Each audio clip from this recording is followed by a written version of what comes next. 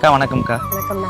பாப்பரெட்டிப்பட்டி சட்டமன்ற தொகுதி வேட்பாளராக அண்ணன் நியமிச்சிருக்காரு. ஆமாங்க. நீங்கள் எப்படி பார்க்குறீங்க? மக்கள்கிட்ட எப்படி நீங்கள் நம்மளோட கட்சி கொள்கையும் கோட்பாடையும் எப்படி கொண்டு போய் சேர்க்க போகிறீங்க? உங்களுடைய பேருங்கக்கா? அண்ணா என் பேர் அர்ச்சனா தமிழருவி. நான் பிஏ பிஎட் படிச்சுன்னுக்கிறேன். நான் ஆடு மேய்க்கிற தொழில் தான் பார்க்குறேன்.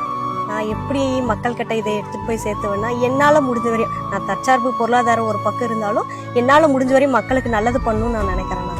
அது அண்ணன் வந்து என்ன இந்த தொகுதிக்கு நானா போய் அண்ணன்கிட்ட கேட்கல, நான் என்ன வேலை செய்கிறேன், நான் என்ன களப்பணி செய்கிறேன் அப்படின்றத பார்த்துட்டு அண்ணனா கூப்பிட்டு எனக்கு கொடுத்தது. நான் அதனால அண்ணனுக்கு தான் முதல்ல நன்றி சொல்லணும். எப்போதுமே அந்த நன்றியை நான் மறக்கவே கூடாது. ஆடு மேய்க்கிற பொண்ணுக்கும் இப்படி ஒரு வாய்ப்பை கொடுத்தது நம்ம அண்ணன் செந்தமிழன் சீமன் தான். நல்லது நல்லது, மகிழ்ச்சிங்கக்கா. இப்போ வந்து பார்த்தீங்கன்னா உங்களுடைய தொகுதியில் வந்து மிகப்பெரிய ஆளுமை திறன் சொல்கிறாங்க. மக்கள்கிட்ட பணத்தை இறைப்பாங்க. எப்படி இதை கையாள போறீங்க? எப்படி மக்கள்கிட்ட வாக்கு சேகரிக்க போறீங்க? அவங்களால பணம் மட்டும்தானே கொடுத்து வாக்கு சேகரிக்க முடியும். ஆனா எங்க நாம் தமிழர் கட்சியில எங்க உறவுகள் எல்லாருமே குருதியை கொடுத்து எங்களுடைய உரிமையை கேட்கறாங்கண்ணா. மகிழ்ச்சி மகிழ்ச்சி. நாங்க ரொம்ப கஷ்டப்படுற ஃபேமிலி தான். எனக்கு எங்க அப்பா இல்லை, எங்க அம்மா மட்டும்தான். எங்க அம்மா எங்களை நிறைய கஷ்டப்பட்டு படிக்க வச்சாங்க.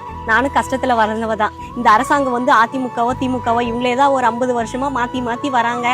யாருக்கும் எந்த அரசாங்க வேலையும் கொடுக்கறது இல்லை. பணம் இருக்கிறவங்க வேலைக்கு போகலாம், கவர்மெண்ட் வேலைக்கு போகலாம். பணம் இல்லாத நாங்கள்லாம் என்ன பண்றது? நாங்கள் அதனால தான் எங்க அண்ணன் சொன்ன வழியில எங்க அண்ணனுடைய காணொலியை பார்த்து தற்சார்பு பொருளாதாரத்தில் இறங்கிட்டேன். இன்னைக்கு நான் எந்த ஒரு கடனுமே இல்லாம நான் சந்தோஷமா இருக்கிறேன்.